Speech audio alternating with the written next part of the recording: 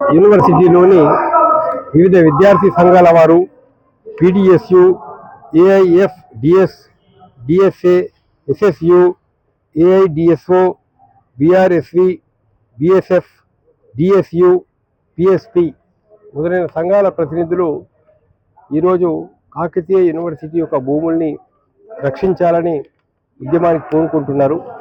యూనివర్సిటీలో ఉన్న మొత్తం 463 ఎకరాల భూమి. ఈ 463 ఎకరాల భూమిలో ఆల్రెడీ ఒక 78 ఎకరాలు ప్రభుత్వం వివిధ పథకాల కింద తీసుకోవడం జరిగింది. అదేవిధంగా ఇంకో 40-50 ఎకరాలు ఆక్రమణలో ఉన్నాయని చెప్పేసి విద్యార్థులు చెప్తా ఉన్నారు. ఇప్పుడు అదే అక్కడ ఈ 15 ఎకరాల భూమిని ఇంటిగ్రేటెడ్ రెసిడెన్షియల్ స్కూల్ కోసం ప్రభుత్వం తీసుకోవాలని ప్రయత్నం చేస్తుంది.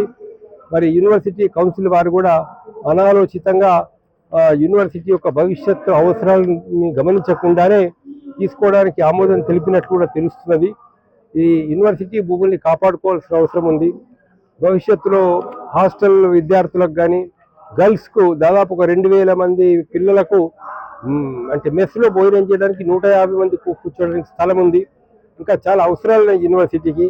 యూనివర్సిటీ అవసరాలను, విద్యార్థుల యొక్క అవసరాలను దృష్టిలో పెట్టుకొని ప్రభుత్వం ఈ ప్రపోజల్ను వెనుకకు తీసుకోవాలని చెప్పేసి కోరుతా ఉన్నాము. ఆ 15 ఎకరాల స్కూల్ కోసం, ఇంటిగ్రేటెడ్ స్కూల్ కోసం యూనివర్సిటీలో మరి కాకతీయ మన వరంగల్లో మరొక చోట ఎక్కడైనా ప్రభుత్వ స్థలాన్ని కేటాయించాలని చెప్పేసి కోరుతున్నాం.